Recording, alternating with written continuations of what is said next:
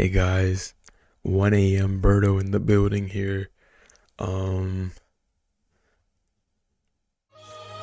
We get high, we get fat. Hey, how's it going? So I've been procrastinating about making this video.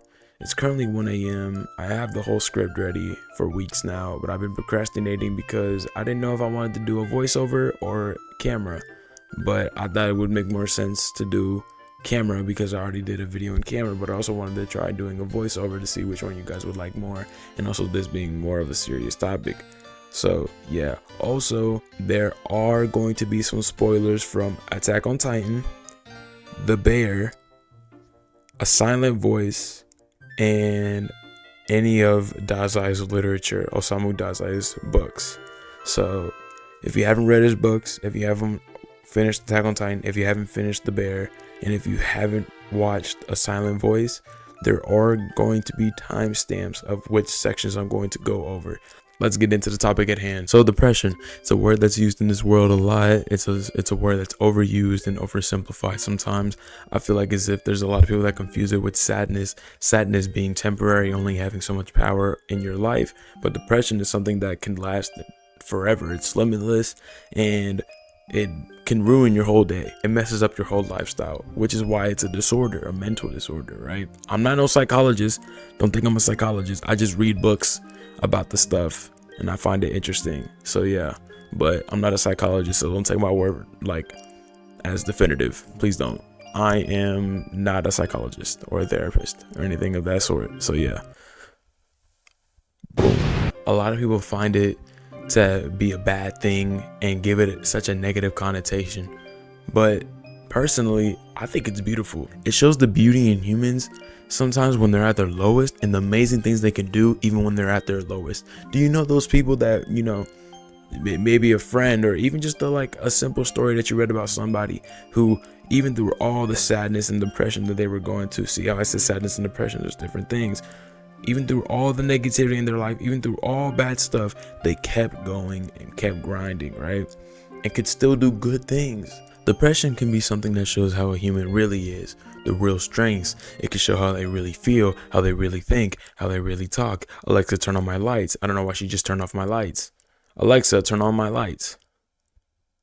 Okay. Thank you. And I'm saying all this because one can hide themselves a lot better when they're not depressed because they're thinking constantly about other people. But when one's depressed, bro, sometimes you don't even want to think about others, bro. Sometimes you're just thinking about yourself, or if not, you're not thinking at all. You're just going through the motions of life, just going through it and not even like thinking of the positives, just all the negatives and things like that, from what I know. Yes, there are people that are exceptions to this idea. I'm not saying that everybody's like this and that everybody that goes through depression is the same way, because that is false, and everybody's human in their own ways. So please don't take this as me trying to generalize everything. That's just how I personally see it, because that's how I've personally felt when I gone through it. So depression is a work of human art. I mean, it's something that paints us as people.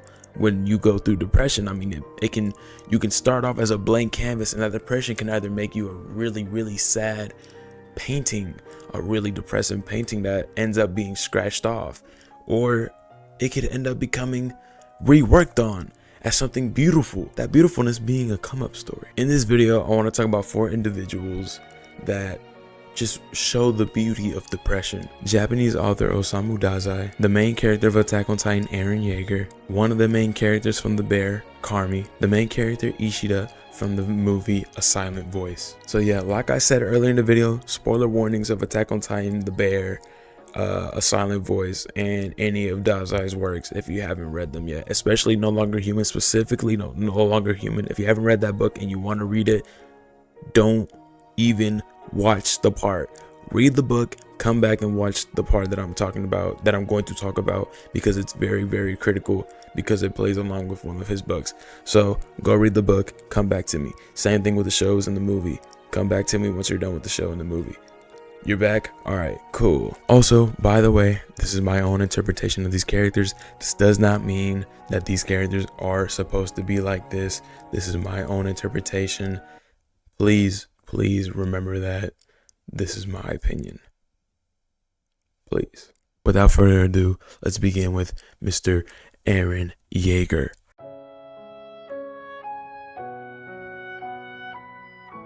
So with Eren being both protagonist and antagonist of Attack on Titan, we see so many sides of him in the show. We see him with the psychotic side, we see him with the happy with my friend side, and we see him with the depressed and lonely side, right?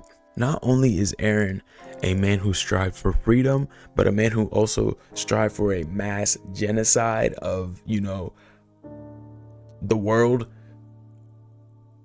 with the rumbling. So this want and striving for freedom means that there is a limit that exists, right? That limit for Eren being the walls. So he wants the freedom of being able to do what he wants, which is stay with his friends in the outside world. You see, he escaped his home to make a mass genocide to free his people, the people of the walls, more so his friends. Although the idea of freedom is amazing, murder is outrageous in itself.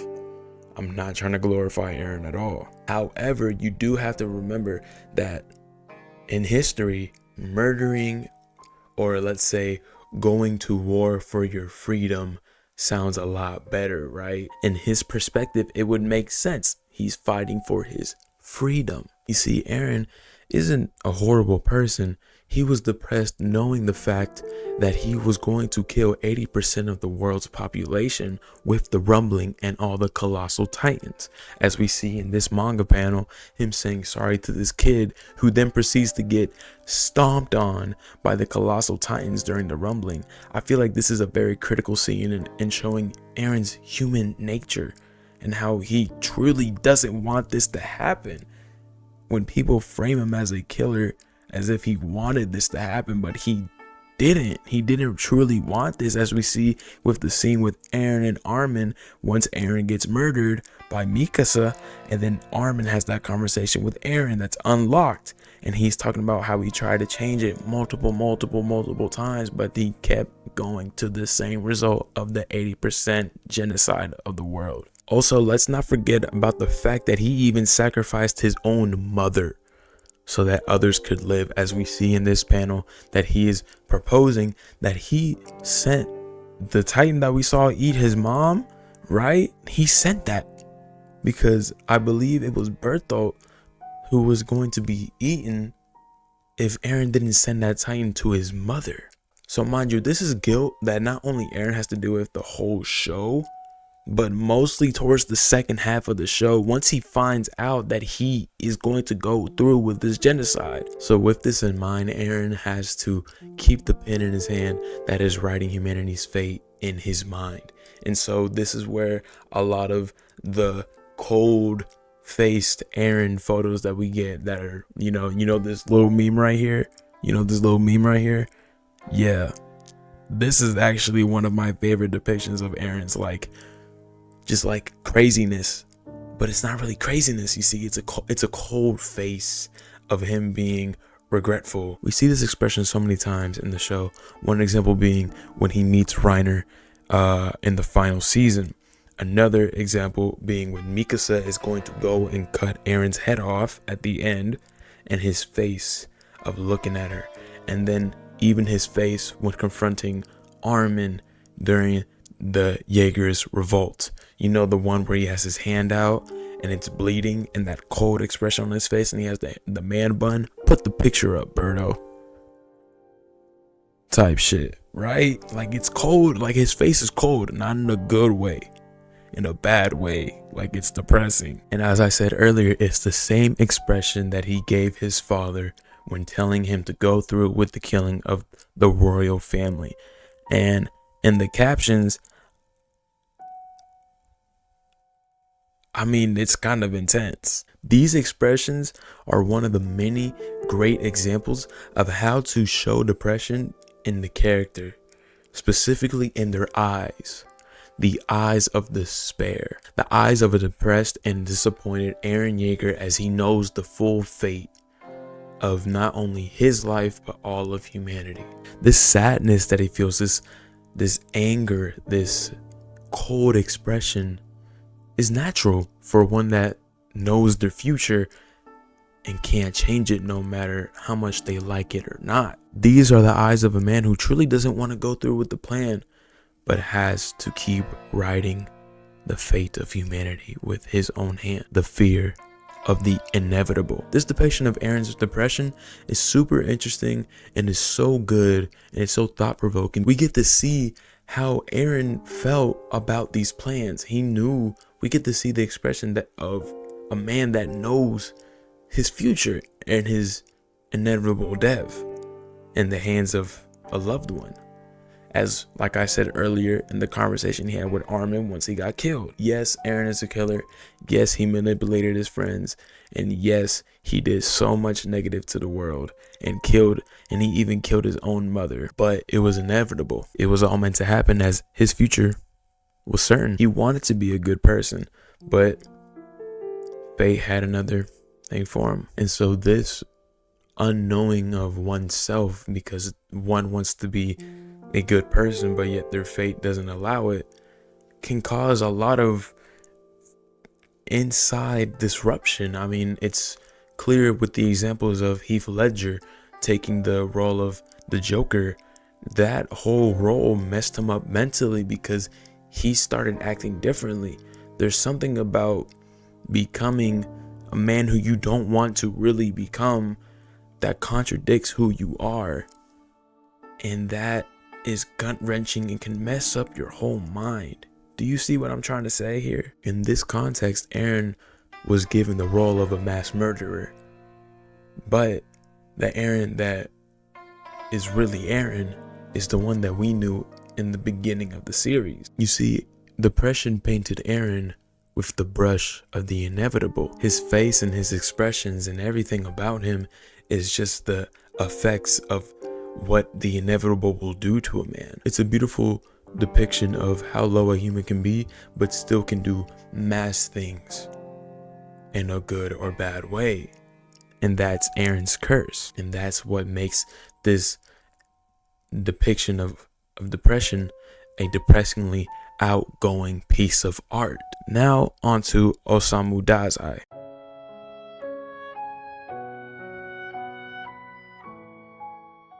So Osamu Dazai is the author of No Longer Human.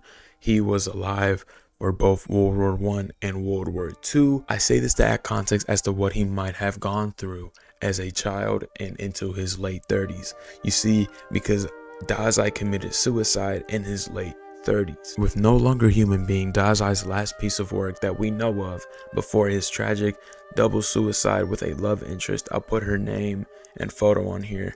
Rest in peace. So I would like for you guys to remember how Dazai passed away, as this will be important later on. In No Longer Human, we follow the main character Yozo, which is in the beginning of the book a child who pretends to be basically a puppet for the rest of the class, as he doesn't really want to get the attention of being the weirdo or being the outsider. He was the class clown, but deep down knew inside that his personality wasn't that. He knew that his real personality would do nothing for him. It would just let him be alone. This facade continues throughout his life, but not as a class clown. When he got older, he was quiet and only spoke when spoken to. He didn't care for a social life. He didn't care to talk to family. He didn't care to talk to or make friends. He was just living his life just to live. He had relationships, even a wife, but this didn't really do anything, as the only woman he ever loved in this book was a woman that he tried to commit a double suicide with, in which she drowned, but he remained alive. After that double suicide, Yozo continues to live life, but with no real purpose. And so he meets the woman who has a daughter, and once the daughter tells him, "Where's my real father?" he phases out. He's stuck. He doesn't feel like he belongs, so he leaves the mother and daughter after months of being together. He does this because he believes they would be better off without him. This better off mentality is something that is common when it comes to somebody going through depression. Oh, they would be better off without me. I'm just a chore. I'm nothing.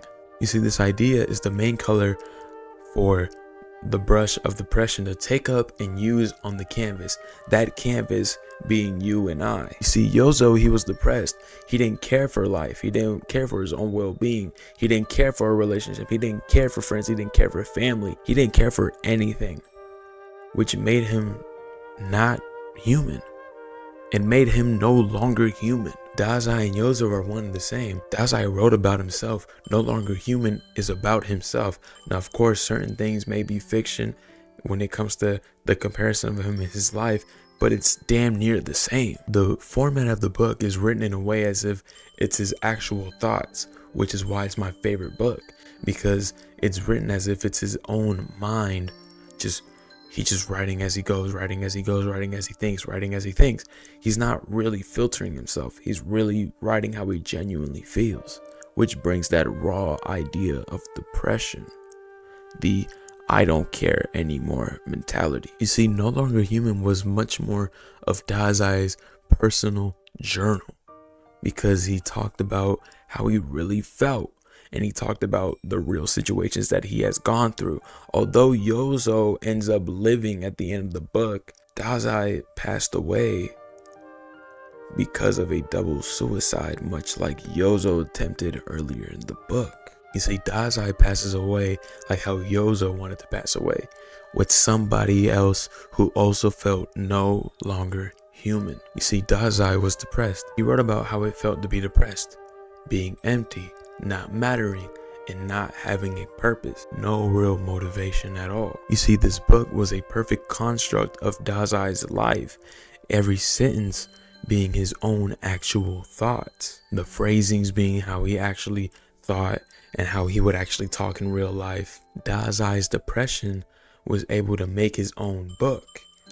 You see, this was his outlet to really talk about how he felt. He lived with a facade his whole life, but this book was the only thing genuine in his life. So Dazai's depression, being emptiness and no purpose, makes this book feel like as if you're reading a book about a non-human. Yes, although Yozo in the book and Dazai lived as frauds, they still were genuinely depressing. All I want to say is rest in peace to Osamu Dazai, truly a magnificent author.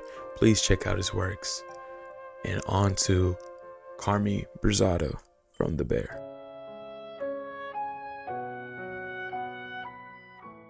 So The Bear, it's an amazing show with amazing camera shots. Put them up right now. Holy, the aesthetic of the show is insane, and the energy of the show is insane. It can be so funny, it can be so dark, it can be so, like, it could raise your anxiety.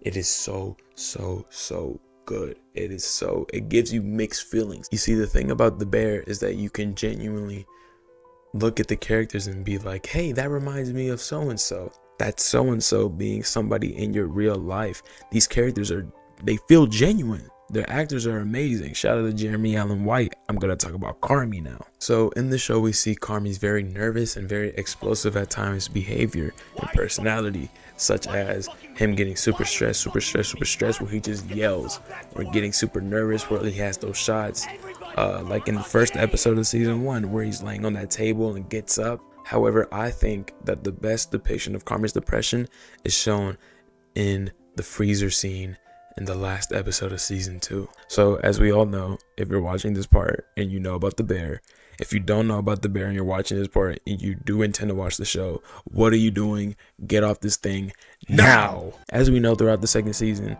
we actually get to meet Claire Bear, as they call her in the show, right? So the freezer scene, Carmy's venting to Tina about his whole life and how he's just feeling like it's pointless to be in a relationship and to have these things in his life. One of my favorite parts about this scene is how he says about how he doesn't want to have nor provide amusement or enjoyment because no amount of good is worth how terrible he feels about not being able to work on his craft and thinking that he's insane for even wanting a relationship, right? He's basically talking about the grind set of how can I manage having a girl when all I've known in my life is to wake up early and get to work and do my thing alone. Although Carmy does seem to be interested in Claire, there is still a part of him that doesn't really want that amusement. He doesn't want that relationship. Instead, he feels much more at peace doing his own craft, doing his own work, which is being in the kitchen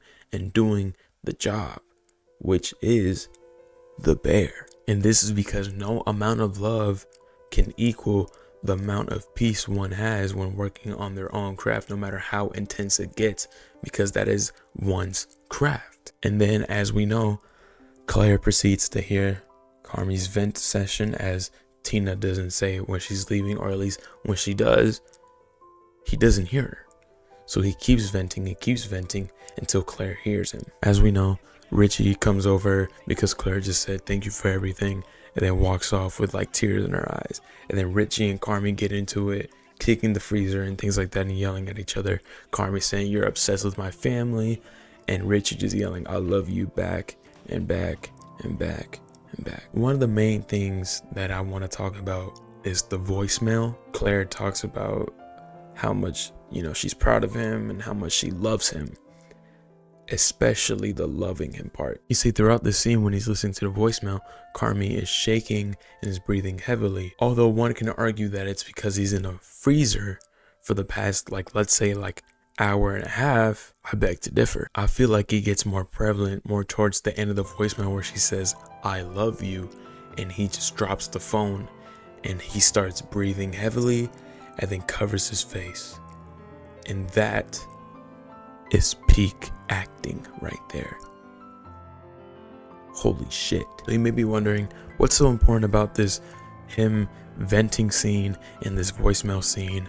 Well, listen close, buddy. You see, the venting scene and the voicemail scene contradict each other. In the venting session that he has, he's talking about how he doesn't want a relationship and how he wants to work on his craft. But the reaction to the voicemail says otherwise, as to much more of a regret that he didn't really focus on her as well, as if there was no balance. He doesn't really get or understand romance and love, which thus causes the reaction to the words "I love you" from Claire. You see, this shock implies his rejection of love and romance. It's also a regret of, why did I feel that way? Why can't I feel good about the good things in my life? Why can't I just let good things happen to me? Which is something that Richie says a good amount of times in the show about Carmy. So this is Carmy's curse, being indecisive. That is his depression, indecisiveness. He doesn't know what he really wants in his life because he's so indecisive. He doesn't know if he wants to be with his friends and family or if he wants to go back to work. Although, as we see most of the times, he's more so focused on his work. But season 2 was the opposite. We see him hanging out with Claire a much more times than he is at the bear. We even see him leave the bear a couple of times just because Claire wants to hang out or he wants to go see Claire and things of that nature. Carmy's character is what makes the show very uneasy to watch at times. And although yes, all the other characters have their own struggles and things like that we see throughout the show, Carmy is an anchor, as he is the head of the team in the show. Sometimes we get these beautiful camera angles of Carmy and they're very uneasy to look at. He seems very stressed. It does these weird zoom in effects sometimes, and it cuts to certain other things to make one feel very uneasy, because that's how he feels in his mind. It's very obvious of the struggles that he's going through mentally and that he is unstable. Carmy is a beautiful piece of art depicting the art and the depression when it comes to being indecisive and uneasiness. The Bear is a new show, so it's kind of difficult to go in depth when it comes to Carmy's character. So I would like to make a future video of The Bear once we get a couple more episodes or much more seasons out. So yeah, on to the next character, Ishida.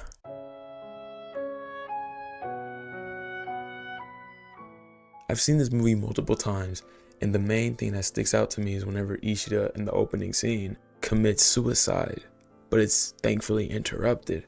And so this sets the uneasy tone for the movie, as we don't know what's gonna happen, if he's really gonna go through with it at the end of the movie.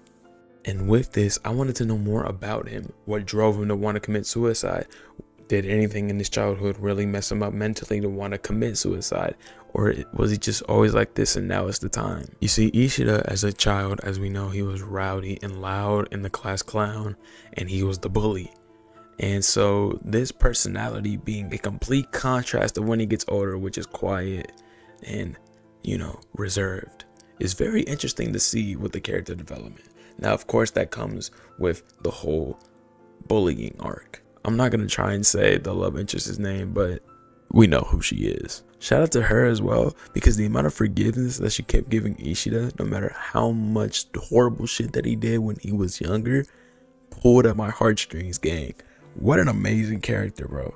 And I felt so bad for him and her, because it seemed like she saw something in him that he didn't really pay any mind to. That thing being the good in his heart. So then guilt is what sculpts Ishida. He is followed by the guilt of bullying this girl for years on end. He is just in his mind thinking about this girl years on end as to why did I bully her and why was I doing this? As the friends that he used to bully her with, they left him, they turned their backs on him, and now he's just left all alone with nothing but his thoughts. And throughout the movie, we see him trying to, redeem himself with the love interest, but everybody else keeps dragging him down, because it's like, really, are you sure you're gonna do that because you mean it, or is it because you feel bad and want her to really make you feel like you're a better person now? What a bunch of dicks. And that's something I want to talk about in a different video, which is the idea that one, no matter how much bad one does or one says, that one can't change who they are. But that's for a different video. Nonetheless, Ishida reconnects with his past classmates and even makes a new friend. Shout out to bro right here, W friend. One of the main things that stuck with me as well is when Ishida is just tearing these characters apart. I mean, when he told his new classmate homeboy that he barely even knows him. And this all is just because of the amount of guilt that people are just stacking and stacking and stacking on top of him when he tries to move and move and move and move away from it, because he's like, hey, I'm a better person now. But they're like, we don't believe you. Don't you remember when you pulled out her little ear things? Don't you remember when you threw away her notebook in the water? Yes. You see, not only is the guilt an effect of the bullying that he did as a child, but also the lack of conversations that he has with people, as we see with the X's on everybody's face to kind of show that he's, isolated and doesn't really care for other people, because he doesn't feel like as if he belongs. And although, yes, we do see him socialize more and reconnect with everybody, those X's don't really go away. And it's not until the end where all the X's come off and that amazing scene with the amazing music in the background, and it's so beautiful and I love it dearly. It's a scene that is so impactful to me. I'm not gonna lie to you. And you see, when it comes to the part where he starts crying, it's the acceptance and yet the regret of this new world that he's living in. He's accepting the new world, he's accepting the new people, but he regrets that he didn't do it sooner. Tears of joy, but tears of sadness. You see, what I'm trying to say is that Ishida's depression is deprived by the effects of bullying, by the guilt of being a bully. You see, this movie is so good because it shows Ishida's lowest and how one can go so high in life when one puts in the work and one really tries to go after it, even after all the setbacks. You see, this scene just shows how much joy he feels when he finally gets out of that guilt box and is able to say, I'm a new and improved person now, which sometimes not everybody can get out of, unfortunately. You see, Ishida is an amazing character in which the person took a lot of time to choose the right color palette for him, and that color palette choice was guilt.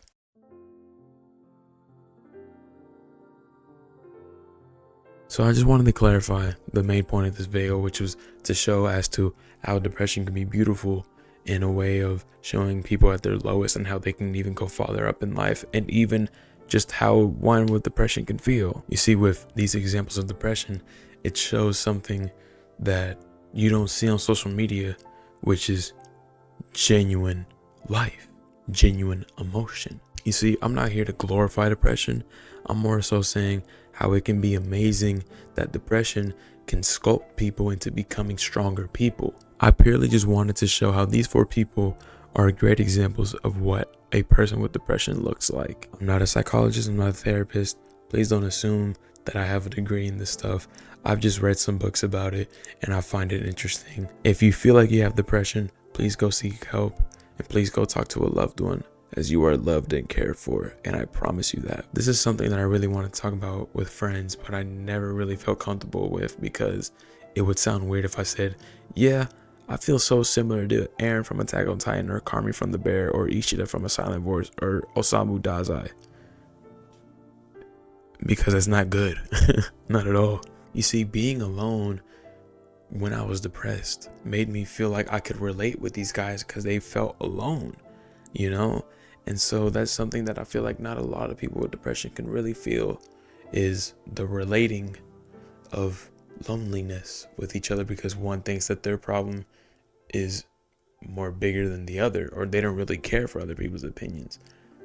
That's based off my experience, not generalizing at all. Please remember that. So please know that you are loved dearly and that you have things that can help you. I mean, if you can't afford therapy, then I recommend, because this is what I would usually do, go watch interviews of your favorite celebrities, whether that be an actor or an artist or an author, you know, or even a painter, whatever, right?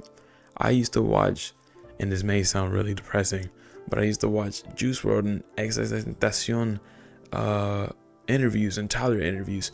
I recommend watching Tyler interviews. I've watched every single one of them, and he makes you want to just get up out of your chair and go do something with your life. It makes you just feel like you're unstoppable. So please, I recommend watching his interviews. But nonetheless, watch your favorite people's interviews, man, because the things you'll learn about them can help you out in life. I mean, I learned a lot about myself and how to carry myself with these interviews. I didn't copy them verbatim. You got to be your own person. But man, you can learn so much wisdom from those interviews. So yeah, I recommend doing that. But also remember, I'm not your therapist, nor am I a psychologist. So what I'm saying may not work for you. Please know that. Please. But please go seek help nonetheless. Everybody needs help. Anyways, thank you guys for watching the video. I hope you guys enjoyed this video. I know it's different from the gameplay videos, as I said in the first video of this style that I uploaded. But trust me, this is going to be fun. Much more entertaining than the gaming videos for both you and I. So yeah, also the topics are not always going to be this serious. I might just talk about random things that I just like, and this was just a topic that I felt like talking about today because I feel like it would, you know, I thought it was just interesting. I also want to give a quick shout out to the YouTuber Internet Pit Stop. He makes amazing videos just kind of like these, but they're much more about different stuff. He talks about Yu-Gi-Oh, gaming, anime, even fashion when it comes to anime, movies, and their depictions when it comes to music videos and things like that. It's super interesting. Go check out his channel. He just uploaded a 4-hour video of anime backgrounds. I personally love it a lot, and I think you will too. So go click on his link that's in the description. And nonetheless, thank you guys for watching, and I hope you guys are having an amazing day. And as always, stay clean, stay fresh, stay hydrated, stay nutritioned. And did I forget one? I don't know.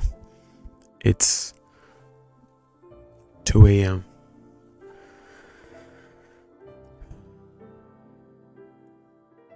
Salute.